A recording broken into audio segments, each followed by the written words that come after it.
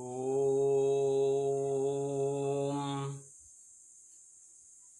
यं ब्रह्मा वरुणेन्द्ररुद्रमरुतः स्तुन्वन्ति देव्यैस्तवैः वेदैः साङ्गपदक्रमोपनिषदैर्गायन्ति यं सामगाः ध्यानावस्थिततद्गतेन मनसा पश्यन्ति यं योगिनो यस्यान्तं न विदुः सुरासुरगणा देवाय तस्मै नमः देवाय तस्मै नमः।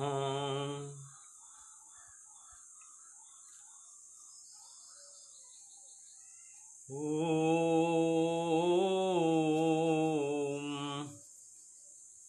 पूर्णमदः पूर्णमिदं पूर्णात् पूर्णमुदच्यते पूर्णस्य पूर्णमादाय पूर्णमेवावशिष्यते। ॐ शान्तिः शान्तिः शान्तिः।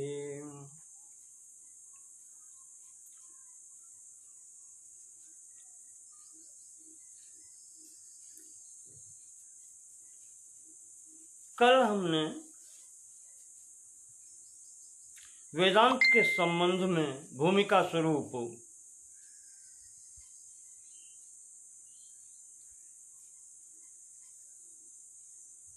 कुछ बातें बतलाई।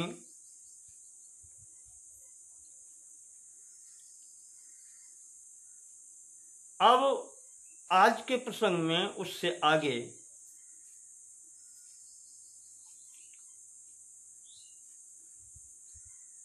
हम आचार्य परंपरा पर कुछ विचार करेंगे।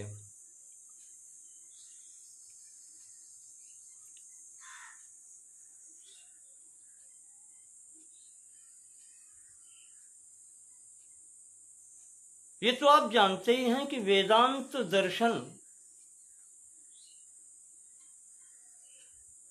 का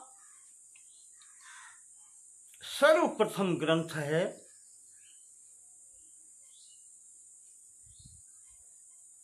ब्रह्मसूत्र।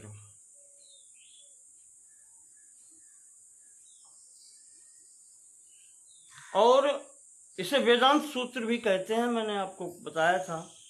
शारीरक सूत्र भी कहते हैं।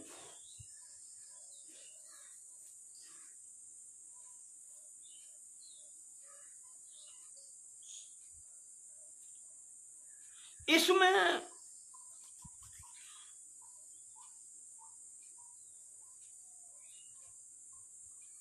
अथातो ब्रह्म जिज्ञासा के अनुसार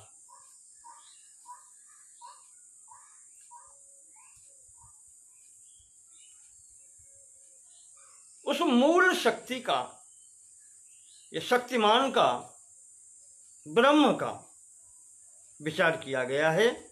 उनका ही इसमें वर्णन है।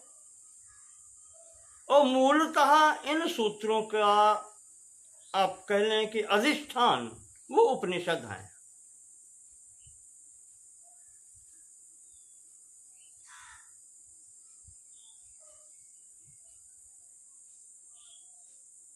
उपनिषदों में जो कहीं कहीं विरोधाभास वाक्यों में दिखाई पड़ता है,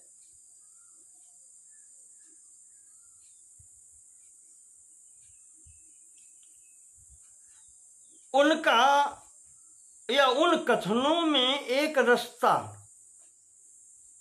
लाने का प्रयत्न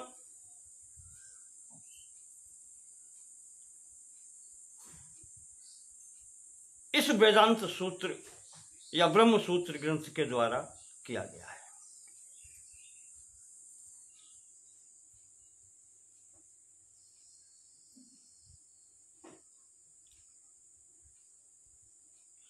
इस ग्रंथ में 555 सूत्र हैं।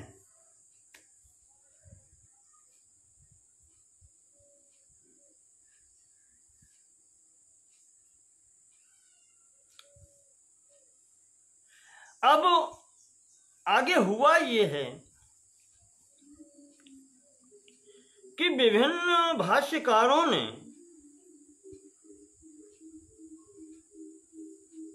स्वेच्छा से इन सूत्रों के अर्थ किए।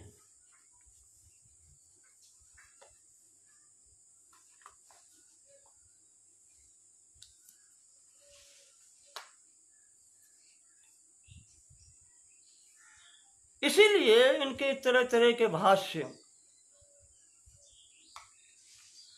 हमारे समक्ष आते हैं।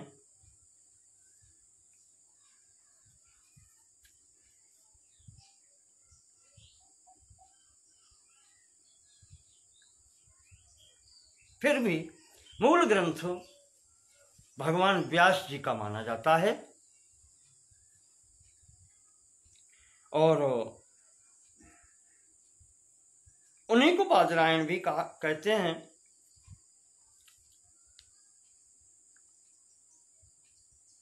कुछ लोग इनमें अलग कहते हैं कि नहीं, बादरायण अलग हैं, व्यास अलग हैं।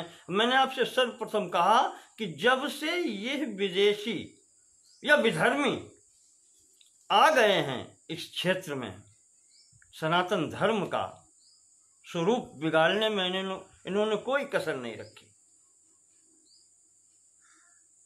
क्योंकि इनकी ऐतिहासिकता कोई भी हो, वो ईसा पूर्व में ही रहती है, और बहुत ज्यादा मान लेंगे तो ईसा पूर्व 1000, इसके अंतर्गत ही सब कुछ है इनका। इसके पहले दुनिया थी ही नहीं। इस कारण में मुझे इनके कहना चाहिए उसमें विश्वास नहीं है, विधर्मियों के और बाहरी पाश्चात्य लोगों के, विचारकों के। जहां देखो उन्होंने ही विवादास्पद हर जगह बनाया है।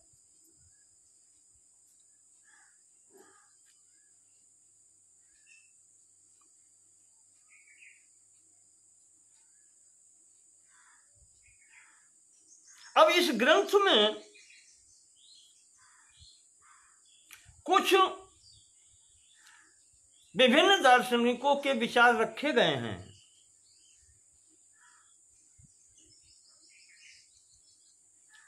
तो इससे समझ में यह आता है कि अपने यहां यह अभिव्यक्ति की स्वतंत्रता यही है। सबको अपनी बात को रखने का अधिकार था, उन्होंने अपनी बातें रखी, उन पर शास्त्रार्थ होते थे और जो बात सत्य होती थी वो सब स्वीकार करते थे। तो इसमें जो भी विचारधाराएं आई हैं, कहीं पर खंडन मंडन भी थोड़ा हुआ है, तो वो वहां पर विभिन्न लोगों की विचारधाराएं आई हैं और ये अपने यहां सनातन परंपरा से चलता आ रहा है।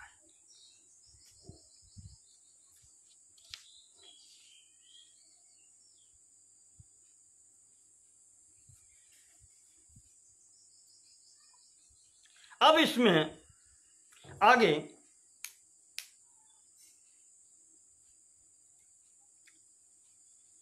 भगवान बादरायण ने या व्यास जी ने जो ये संग्रह किया है,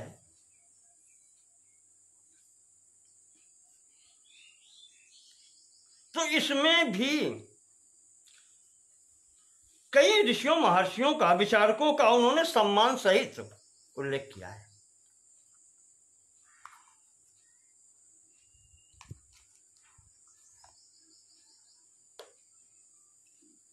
उनमें से कुछ विशेष हम आपको गिनाते हैं।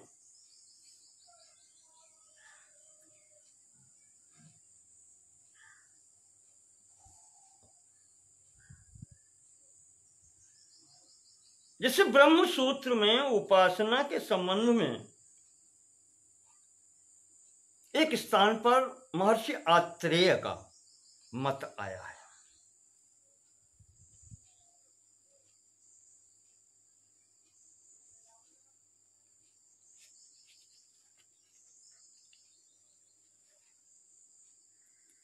वहां पर उन्होंने बतलाया है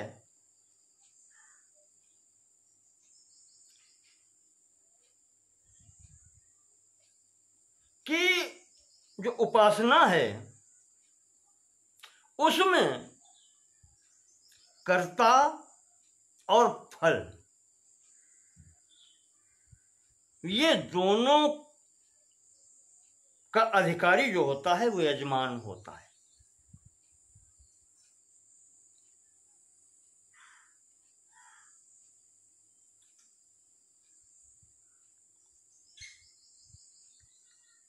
अधिक क्या कहें, अब हम आपको नाम ही गिनाते हैं।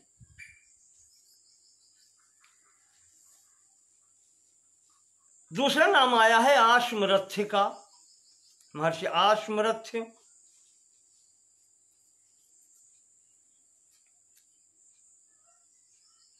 फिर महर्षि औडुलोमी का भी यहां पर मत आया है। कारसुनायिनी या कारसुनायिनी महर्षि का, इनका भी मत आया है। इसमें काशकृष्ण जी का नाम लिया गया है। और अधिक क्या कहें, व्यास जी ने अपने शिष्य महर्षि जैमिन तक के विचार ग्रहण किए हैं, जिन्होंने स्वतंत्र रूप से पूर्व मीमांसा ग्रंथ लिखा है। व्यास जी के शिष्य हैं महर्षि जैमिन, और उनके भी विचारों का उल्लेख ब्रह्मसूत्र में हुआ है। गुरु के ग्रंथ में संभवतः सबसे अधिक जैमिन का ही उल्लेख हुआ है।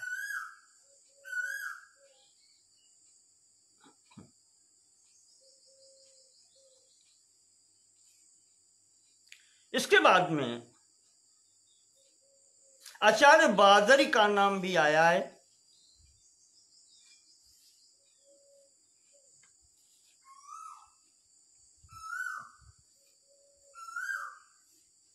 इनका मत पूर्व मीमांसा में भी आया हुआ है और यहां उत्तर मीमांसा में भी आया है। भगवान व्यास जी ने संपूर्ण आचार्यों का आदर सहित उल्लेख किया है।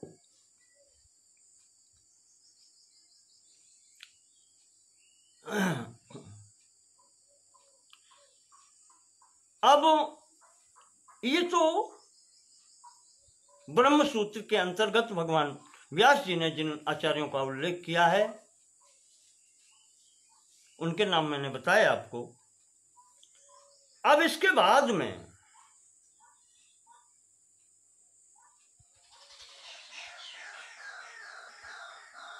इस ब्रह्म सूत्र वेदांत दर्शन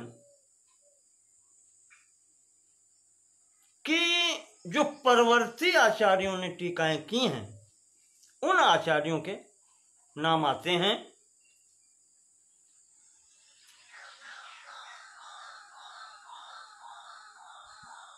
इनमें से कुछ नाम इस तरीके से हैं। भर्तृ प्रपंच नाम से एक आचार्य हैं,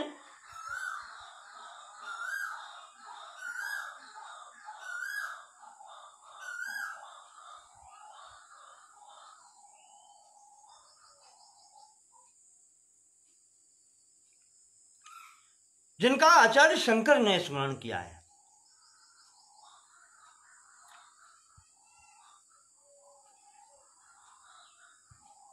उसके बाद में आचार्य भर्तृमित्र हैं,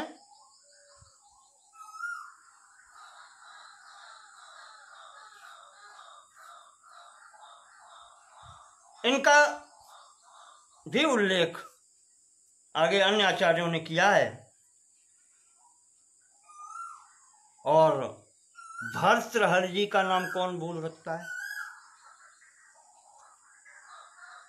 वाक्य प्रदीप नाम से जिनका ग्रंथ है, प्रसिद्ध ग्रंथ है,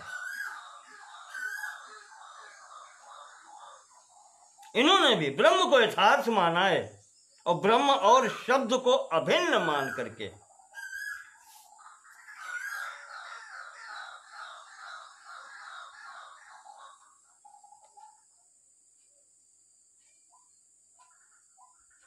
संसार को, जगत को या सृष्टि को उस शब्द ब्रह्म का विवर्त माना है। विवर्त आगे बात करेंगे। विवर्त कहते हैं कि पदार्थ का स्वरूप नहीं, वो केवल स्वरूप बदलता है, आंतरिक गुण नहीं बदलते, जिसे स्वर्ण से आभूषण, ये विवर्त है। सोना वही रहता है। जल राशि में तरंगे, जल वही रहता है, ये विवर्त कहलाते हैं।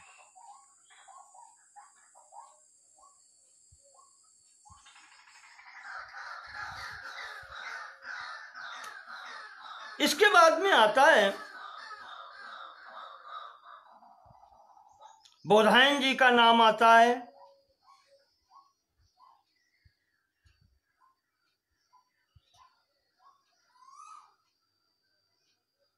भगवान श्री रामानुजाचार्य ने श्री भाष्य में इनका उल्लेख किया है। एक है आचार्य टंक,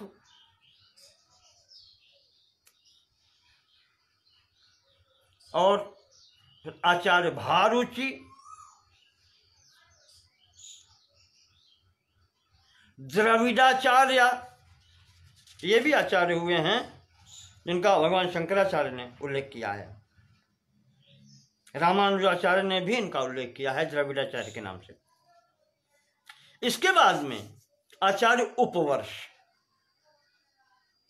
इनका उल्लेख जहां भी किया है वहां भगवान शब्द प्रयोग किया है आचार्य जी ने।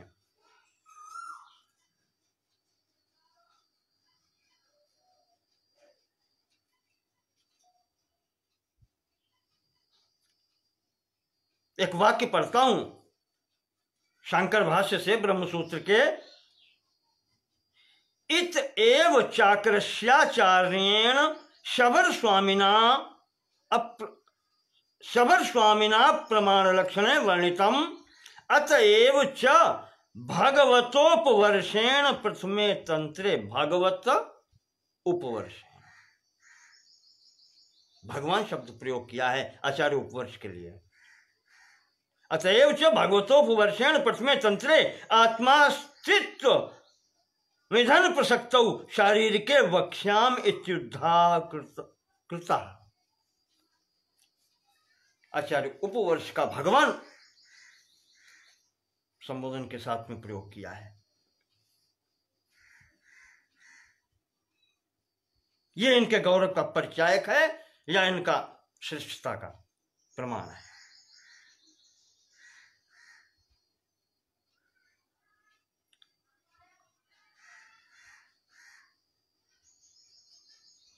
इसके बाद में नाम आता है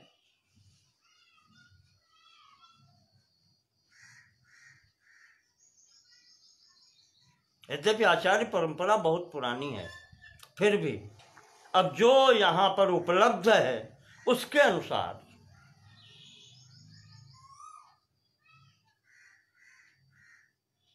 भगवान गौड़पाद जी का नाम आता है। आचार्य गौड़पाद जिन्होंने मांडूक्य उपनिषद पर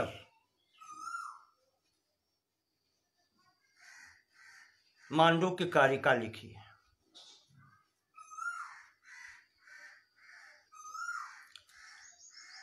यद्यपि बहुत छोटा उपनिषदों में मांडूक्य उपनिषद में मात्र 12 मंत्र हैं।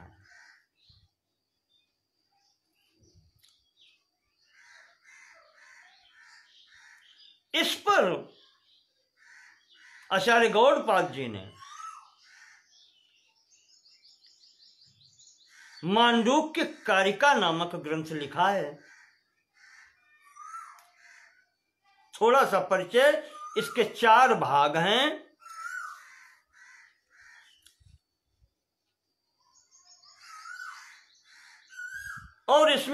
मिलाकर के 215 कारिकाएं हैं। 4 प्रकरण दिए हैं। पहला आगम प्रकरण,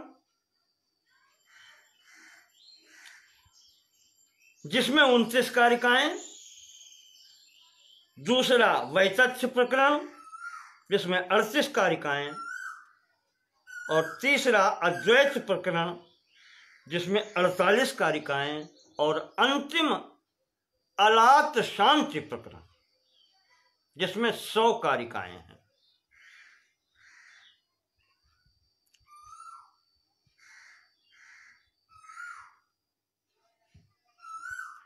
इन कारिकाओं के आधार पर आज का संपूर्ण अद्वैत सिद्धांत खड़ा है। अगर ऐसा हम कहें तो अतिशयोक्ति नहीं है। महाराज गौड़पाद जी की, आचार्य गौड़पाद जी की मांडूक्य कारिका पर संपूर्ण अद्वैत वेदांत खड़ा है।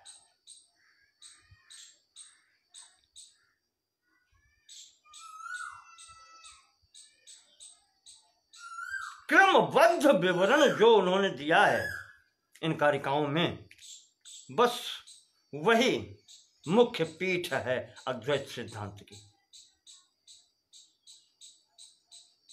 यहां पर भी कुछ लोगों ने विवाद किए हैं। कुछ लोग कहते हैं कि ये बौद्ध मत से प्रभावित थे। बौद्ध मत से क्यों प्रभावित होंगे? क्या सनातन धर्म में कुछ कमी है? कहीं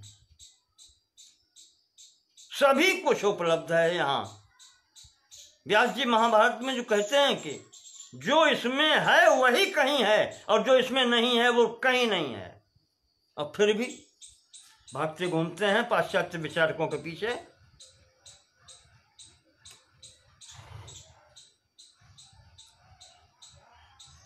तो इसमें उन्होंने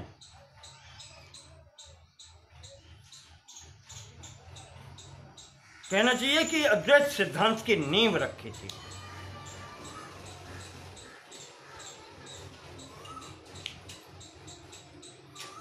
आगे परंपरा में इनके शिष्य आचार्य गोविंद पाद जी आते हैं।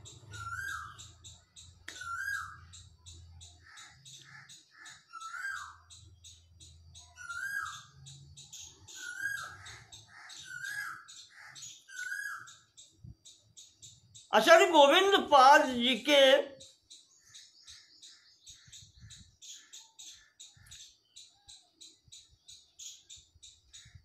ग्रंथों में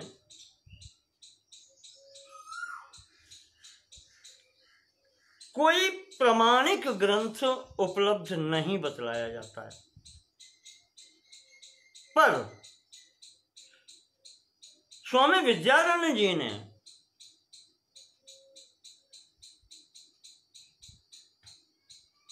या माधवाचार्य जी ने, संभवतः दोनों एक ही व्यक्ति हैं, विद्यारण्य स्वामी जी के नाम से श्रृंगेरी के शंकराचार्य के रूप में भी प्रतिष्ठित रहे। उन्होंने जो सर्वदर्शन संग्रह पुस्तक लिखी है उसमें आचार्य गोविंद पाद के नाम से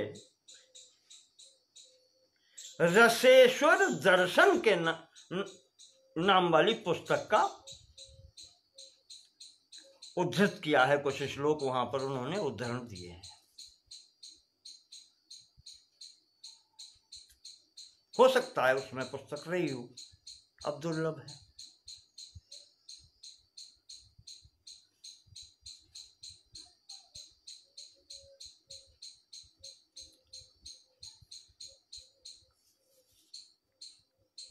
इसी पुस्तक का नाम रस हृदय भी कहा गया है।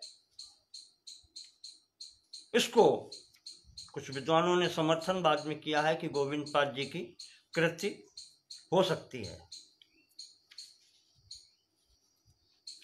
और फिर इस परंपरा में आचार्य गोविंद पाद जी के शिष्य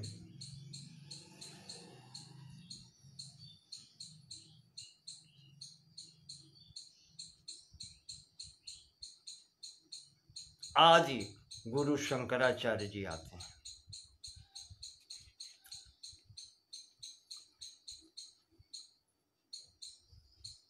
ये वो विभूति है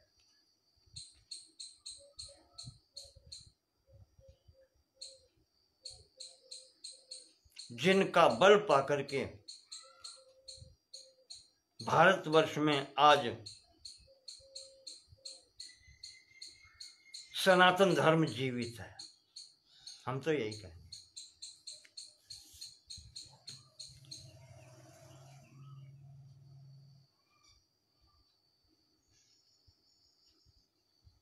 वो ज्ञान क्षेत्र के ऐसे सूर्य हैं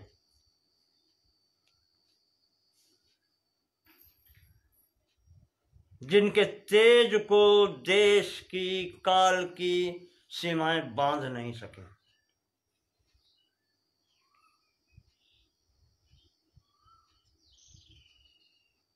आज भी चाहे पाश्चात्य दार्शनिक हो और चाहे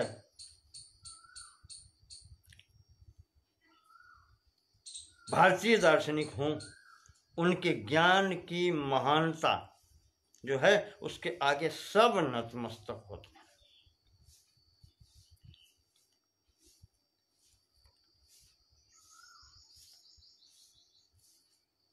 सर्वश्रेष्ठ दार्शनिक के रूप में उनका स्थान आज भी विद्यमान है।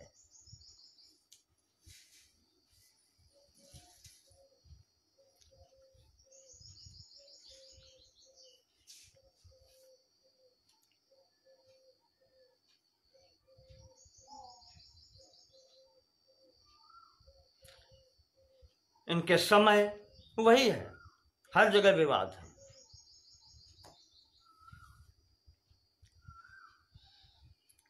कहते हैं कि ईसा पूर्व 600 से लेकर 900 से लेकर के ईसा पूर्व 600 के बीच में इनकी स्थिति है।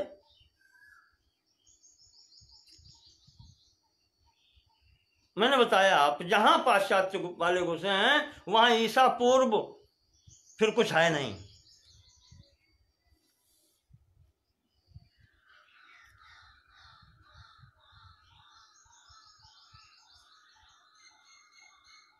उनकी रचनाओं से तो उनका परिचय मिलता ही है। बाद में उनके शिष्यों ने उनके जीवन पर कुछ ग्रंथ लिखे, जैसे शंकर दिग्विजय,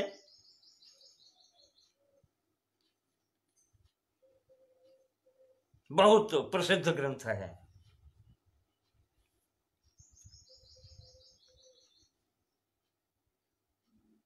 पर उसमें भी बताए नहीं, भ्रम डालने वाले बहुत होते हैं। आचार्य शंकर के बारे में ये तो है ही है कि बहुत कहना चाहिए कि अल्प समय का जीवन पाया। जो प्रमाण उपलब्ध हैं उनके आधार पर 32 वर्ष की अवस्था पाई है आचार्य शंकर ने। और इस अल्प आयु में भी जो उन्होंने दिया है वो फिर भगवान व्यास के बाद में आज तक दिखलाई नहीं पड़ता है।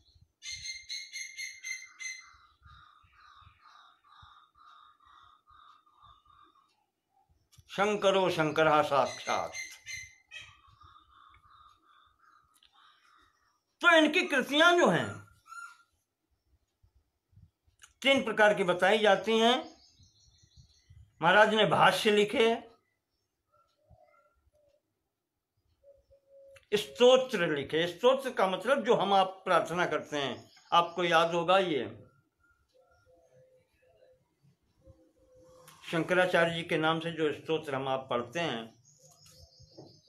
12 ज्योतिर्लिंग के स्तोत्र और भी बहुत हैं, बहुत से हैं। स्तोत्र में ये भी नहीं, सगुण उपासक हैं। भगवान शंकर के स्तोत्र, भगवती दुर्गा जी के स्तोत्र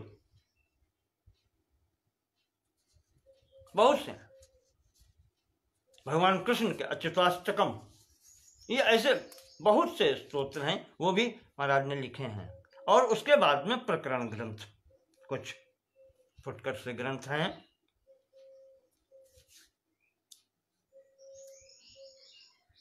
हमने आपसे कहा था जो मुख्य आचार्य हुए हैं अपने संस्कृत साहित्य में, उन्होंने प्रस्थान त्रयी पर भाष्य अवश्य लिखे और वही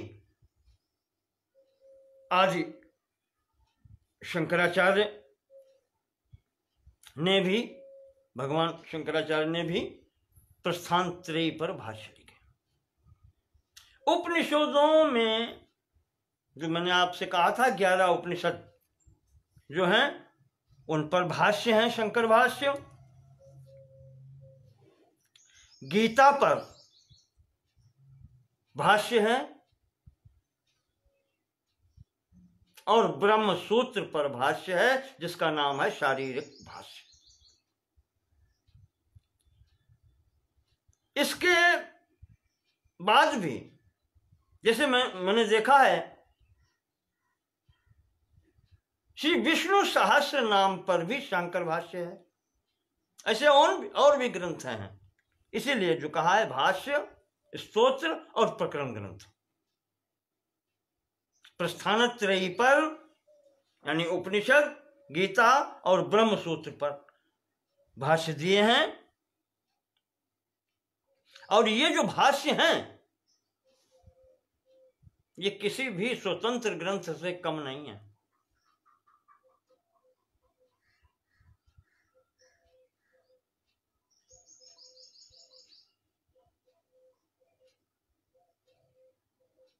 महाराज ने दार्शनिक ग्रंथ अन्य भी लिखे हैं, जैसे आपने विवेक चूड़ामणि,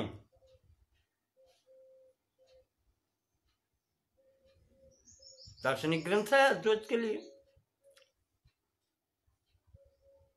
इसमें तो महाराज ने गुरु और शिष्य की परंपरा बता करके कि कैसे कैसा शिष्य हो, कैसा गुरु हो और कैसे गुरु के पास जाए और फिर कैसे प्रश्न करे और फिर कैसे गुरु उसका समाधान करे, इस प्रकार से यहां पर विवेक चूड़ामणि नामक ग्रंथ है जिसमें 581 पद्य हैं। ऐसे ही अपरोक्षानुभूति नाम का ग्रंथ है, नाम से ही स्पष्ट है कि क्या होगा इसमें। आत्मबोध ग्रंथ है, उपदेश सहस्री नाम का एक ग्रंथ है। ये ऐसे ग्रंथ हैं दार्शनिक विचारधाराओं से ओतप्रोत और उनको कितने सुबोध भाषा में समझाया जा सकता है वो आचार्य ने प्रयास किया है।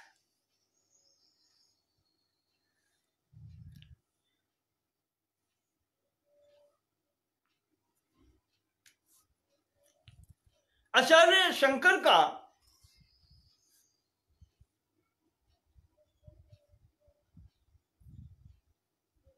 सिद्धांत जो है वो अद्वैत सिद्धांत के नाम से प्रसिद्ध हुआ।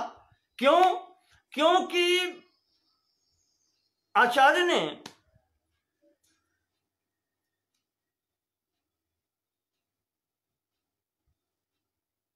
जो सांख्य की परंपरा से दो सत्ताओं का विवरण चल रहा था, प्रकृति और पुरुष के रूप में,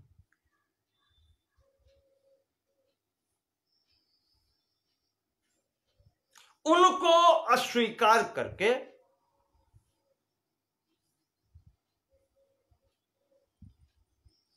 एक ही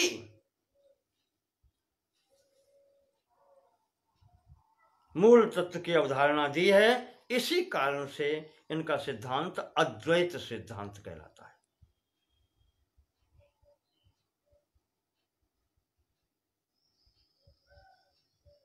और इनका मूल जो मंत्र है वो है ब्रह्म सत्यम जगन मिथ्या।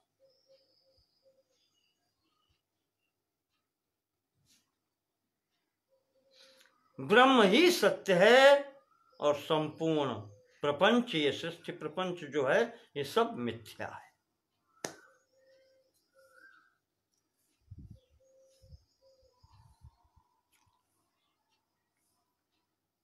और इसी सृष्टि प्रपंच को मिथ्या सिद्ध करने के लिए उन्होंने जो सिद्धांत दिया है उसको परवर्ती आचार्यवाद के आचार्य लोग मायावाद कहते हैं। यद्यपि माया शब्द पीछे आया है,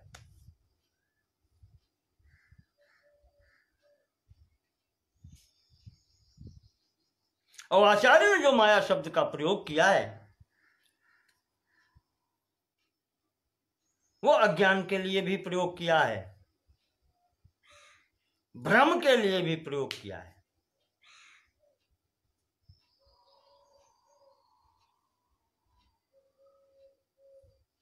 और यही उनका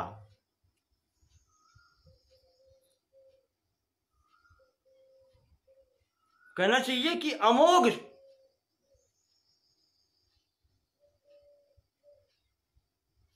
मंत्र समझ लें या शस्त्र समझ लें, जिसके द्वारा उन्होंने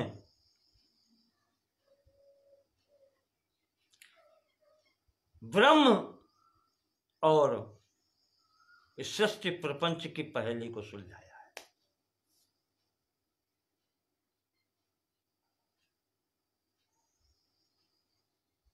उनके विचार से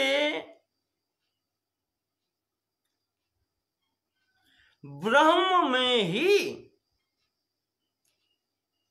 अज्ञानवश भ्रमवश सृष्टि प्रपंच का आभास होता है। बहुत प्रसिद्ध उदाहरण है रज्जु में सर्प का आभास होना, रस्सी में सांप का दिखलाई पड़ना।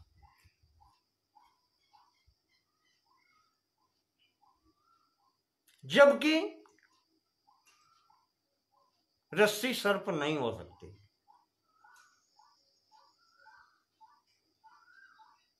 पर उसमें सर्प का आभास होना, बस यही तो अज्ञान है, ब्रह्म है, माया है।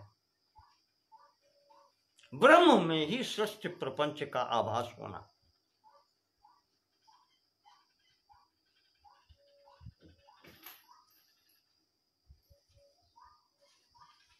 और इसी में जो ये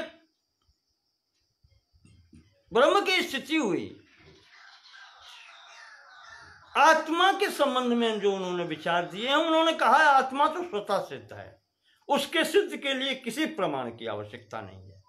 मैं हूं, अरे ये तो स्वतः सिद्ध है, अगर मैं नहीं हूं तो क्या नहीं, फिर और क्या है। तो आत्मा का उन्होंने आत्मा को स्वतः सिद्ध माना है। अपने अस्तित्व का भान किसे नहीं होता, अपना अस्तित्व कौन अनुभव नहीं कर सकता, नहीं करता है।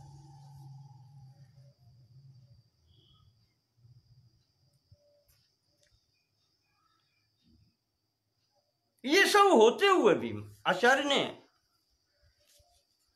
मोक्ष माना है। उनका मोक्ष क्या है? इस भ्रम का समाप्त हो जाना ही मोक्ष है।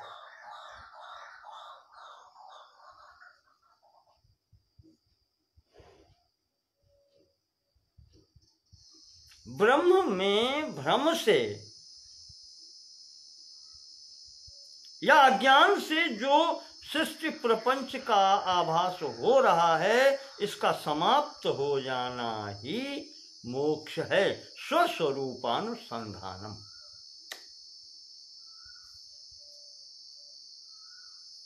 और इसके लिए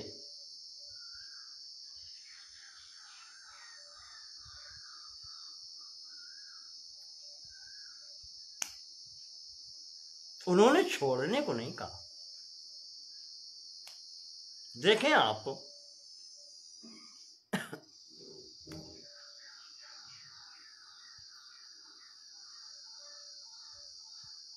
उन्होंने कर्म छोड़ने के लिए नहीं कहा, उन्होंने उपासना करने के लिए भी मना नहीं किया,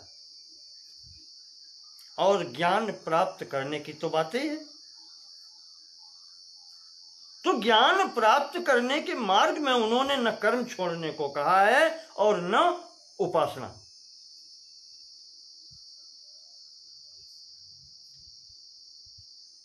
इनकी सबकी आवश्यकता है। इसीलिए आचार्य ने सगुण और निर्गुण दोनों की उपासना बतलाई है। मुझे देखने को मिला था, प्रबोध सुधाकर नाम का ग्रंथ है आचार्य का।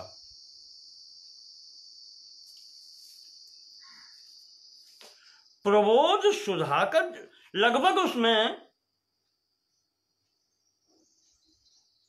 250 से 260 के बीच में श्लोक हैं। छोटी पुस्तक है। तो उसमें उन्होंने सीधा स्वीकार किया है आचार्य ने, जो निर्गुण मतावलंबी कहे जाते हैं। उस पुस्तक का 166वां और 167वां श्लोक आप देखें। ज्ञान प्राप्त करने के जब मार्ग में चलते हैं तो साधन रूप में उन्होंने बताया है कि चित्ते सत्वोत्पत्तौ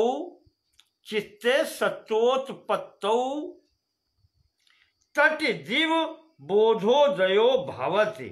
जब चित्त में सत्व गुण की प्रधानता होती है तब ज्ञान प्राप्त होता है, ज्ञान स्फुरित होता है। तरहेव स स्थिरः स्याद्, और वो तभी स्थिर रहता है यदि चित्तम शुद्धिम उपयाति।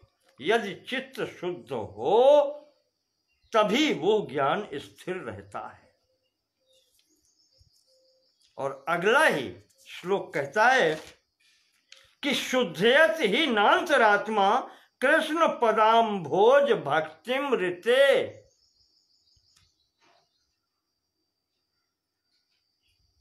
ये आचार्य आदि गुरु भगवान शंकराचार्य का वाणी है। शुद्धयत ही नान्तरात्मा कृष्ण पदाम्भोज भक्तिम ऋते। बिना भगवान कृष्ण के चरणों की भक्ति के आत्मा शुद्ध नहीं होती, चित्त शुद्ध नहीं होता। वसन में विचारोदय भक्त्या प्रक्षाल्यते चेतः। जैसे कपड़े धोने के लिए साबुन की आवश्यकता होती है, क्षार की आवश्यकता होती है, उसी प्रकार से भक्ति की आवश्यकता होती है चित्त का मल साफ करने के लिए।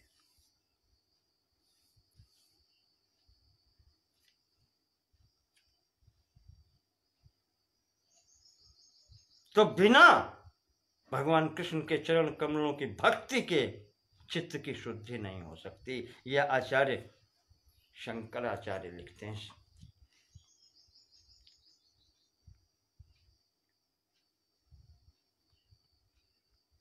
बाद में उन्होंने भक्ति की वो स्थिति बताई। तो ये हमारे आचार्य शंकर हैं।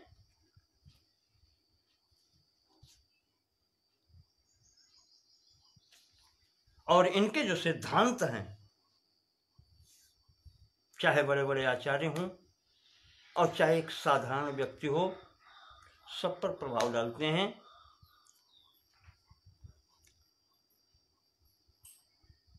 इस प्रकार से जो भगवान आदि शंकराचार्य ने इस अद्वैत वेदांत को जो एक दिशा दी, वेदांत दर्शन को अद्वैत की धारा में लेकर के चले, उसे फिर आगे इनके शिष्य और प्रशिष्य जो हुए हैं उन्होंने उसको आगे बढ़ाया।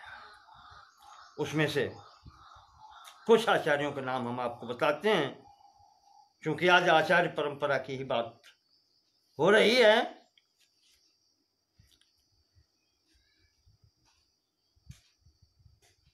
भगवान आदि शंकराचार्य के बाद में एक नाम आता है आचार्य वाचस्पति मिश्र जी का।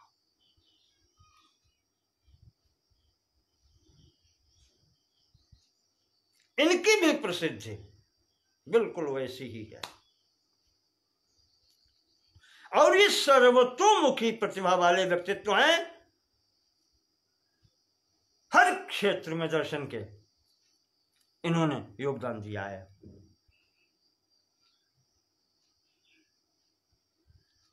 ब्रह्म सूत्र पर जो शांकर भाष्य है, शारीरिक भाष्य जिसको कहते हैं आचार्य शंकर का, उस पर इन्होंने टीका लिखी है और उस टीका का नाम है भामती टीका।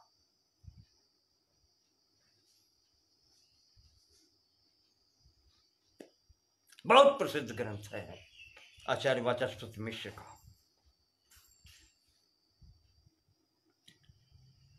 और इसके बाद में फिर स्वामी विद्यारण्य जी का नाम आता है।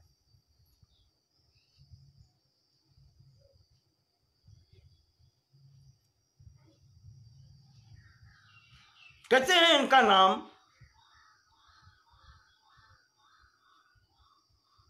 सन्यास के पहले माधव था और ये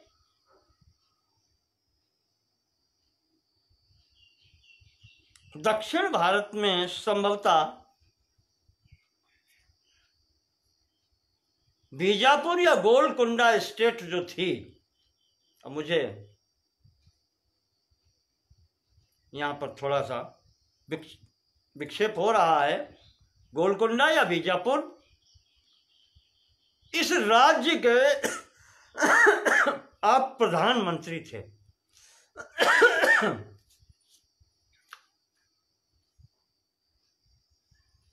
ज्ञान किसी की,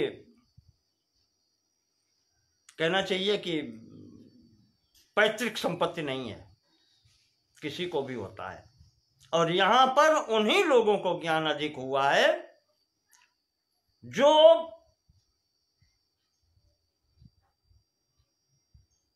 विरक्त नहीं है, संसार में रहते हुए जिन्होंने ज्ञान पाया है। आप उपनिषद आज उठा करके देख लें,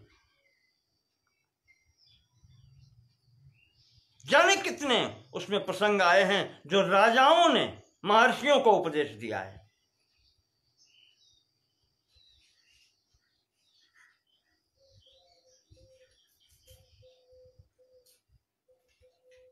ऐसे ही तो यहां भी माधव नाम था इनका।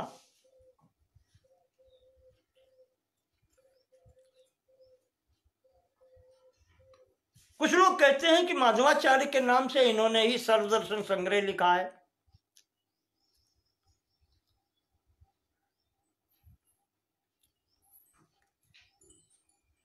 और इन्होंने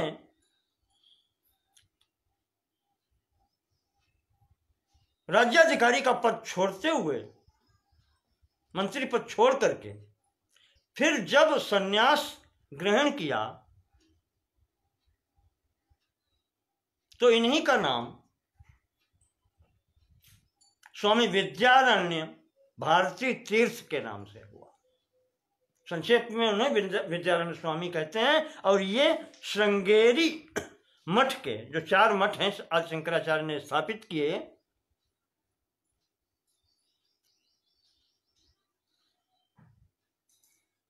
पूर्व में गोवर्धन मठ जगन्नाथपुरी में, पश्चिम में शारदा मठ,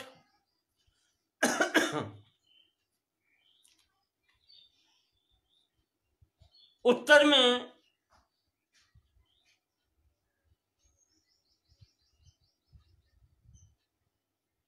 ज्योतिर्मठ और दक्षिण में श्रृंगेरी मठ। तो श्रृंगेरी में जब शंकराचार्य पद पर स्वामी विद्यारण्य जी आसीन हुए तब उन्होंने आचार्य के मत को आगे बढ़ाते हुए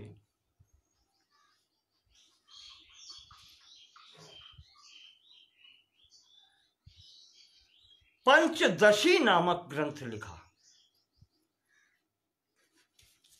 मेरे पास पुस्तक थी, इसमें 15 अध्याय हैं। 16वें अध्याय में अंतिम में समन्वय कर दिया है, लेकिन मुख्य विषय से संबंधित 15 अध्याय हैं, इसीलिए इसको पंचदशी नाम दिया गया है। और ये बहुत अच्छी पुस्तक है, साधारण तौर पर अद्वैत सिद्धांत के ज्ञान के लिए बहुत सुंदर पुस्तक है।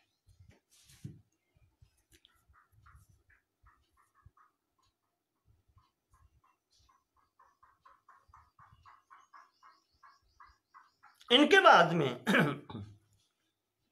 नाम आता है स्वामी आनंद गिरी का। ये शंकराचार्य जी के प्रधान शिष्यों में से थे और भगवान शंकराचार्य के शांकर भाष्य ब्रह्मसूत्र पर न्याय निर्णय नाम की टीका जो लिखी है वो इनकी मानी जाती है। और इनके बाद में जो सबसे बड़ा नाम आता है वो स्वामी जी मधुसूदन सरस्वती जी का। 16वीं शताब्दी में इनका समय माना गया है। और जितना कार्य इन्होंने किया है आचार्य शंकर के अद्वैत सिद्धांत के प्रतिपादन के लिए, संभवतः इतना कार्य फिर किसी ने नहीं किया। बहुत विस्तृत ग्रंथ इन्होंने लिखा है जिसका नाम है अद्वैत सिद्धि। भगवान शंकराचार्य के अद्वैत सिद्धांत की पुष्टि के लिए अद्वैत सिद्धि नाम का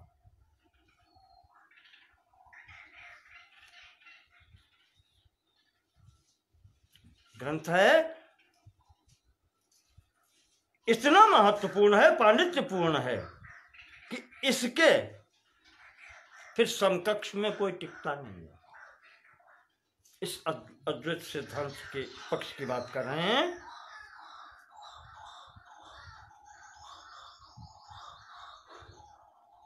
और इन्होंने अन्य पुस्तकें भी लिखी हैं। एक संक्षेप शारीरिक टीका है, गूढ़ार्थ दीपिका है, सिद्धांत बिंदु है, वेदांत कल्प लतिका, इस प्रकार से कई पुस्तकें उनकी हैं।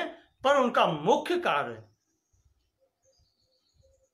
आचार्य मधुसूदन सरस्वती जी का ये अद्वैत सिद्धि नाम की पुस्तक है। और इनका कार्यकाल ये आपको बताएं, तुलसीदास जी ने जब रामायण लिखी है रामचरितमानस, उस समय महाराज मधुसूदन सरस्वती जी थे और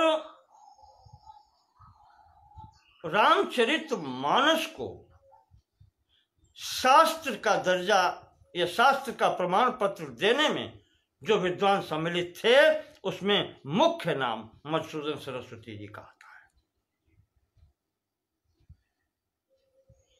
हिंदी भाषा का ग्रंथ, प्रथम ग्रंथ रामचरितमानस को शास्त्र की कहना चाहिए उपाधि या मान्यता दी गई है। दूसरा कोई ग्रंथ हिंदी भाषा में नहीं है, यही ग्रंथ केवल ऐसा है। और इस के निर्णय देने में निर्णय किया गया था इस पूरी पुस्तक को पढ़ करके। आप देखते हैं इसी कारण से रामचरितमानस की भी प्रत्येक चौपाई मंत्र मानी जाती है। तो प्रसंग बस बात सामने आ गई तो मैंने कहा आपको बता दें, उस कमेटी में, उस समिति में जो मान्यता देने मधुसूदन सरस्वती जी मुख्य थे, और भी लोग थे।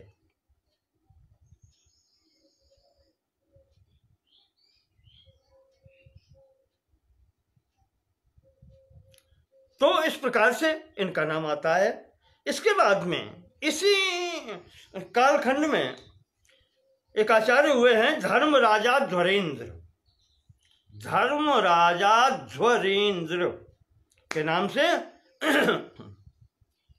और इन्होंने ग्रंथ दिया है वेदांत परिभाषा।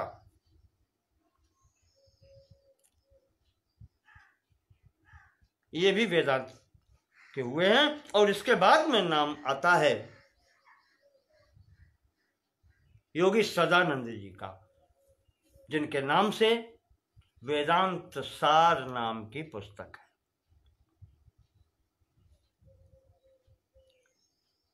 सदानंद योगेंद्र ये भी 16वीं शताब्दी के ही वेदांताचार्य हैं। और इनकी जो प्रसिद्ध पुस्तक है वो है वेदांत सार नाम से।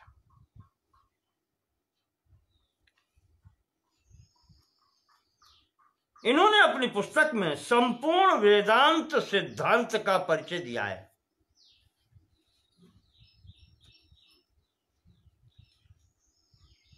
जो विद्यार्थी वेदांत शास्त्र में प्रवेश चाहते हैं, प्रारंभिक ज्ञान देने के लिए यह पुस्तक पर्याप्त है।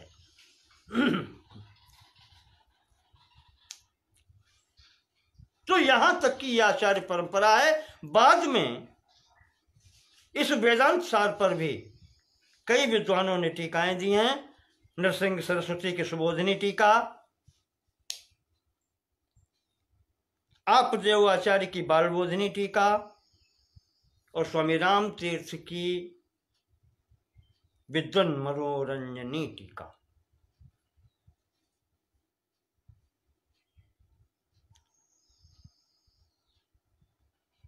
इनके अतिरिक्त और भी विद्वानों ने इस वेदांत साहित्य को पुष्ट किया है, जिसमें से श्री हर्ष नाम से आचार्य हैं, आचार्य सर्वज्ञात मुनि, आचार्य अप्पय दीक्षित, आचार्य ब्रह्मानंद सरस्वती जी, नारायण तीर्थ जी। इनका नाम भी विशेष उल्लेखनीय है। और ये भी हमारे इसी अद्वैत सिद्धांत की परंपरा के अंतर्गत सर्वमान्य आचार्य हैं। इस प्रकार से हम आपको आज संक्षिप्त रूप से आचार्य परंपरा हमने आपको ये बतलाई है। और जो छूट गया हो, जो भूल हो गई हो,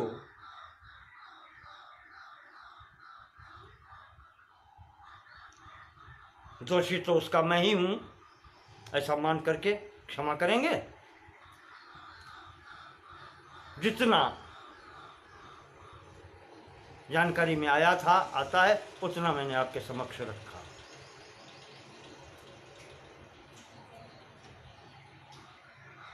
आज का प्रसंग यहाँ पर ही हम पूर्ण करते हैं। अब इसके आगे अगले प्रसंग में आप के समक्ष इसकी विषय वस्तु को हम रखेंगे वेदांत की। तो भूमिका के रूप में हमने आपको कल प्रारंभिक चीज बताई है, उसके बाद में आज हमने इसकी आचार्य परंपरा आपके समक्ष रखी। सुनने के लिए बहुत बहुत धन्यवाद। जिज्ञासा जागृत रखें, जितना हो सकेगा देने का प्रयास करेंगे। धन्यवाद।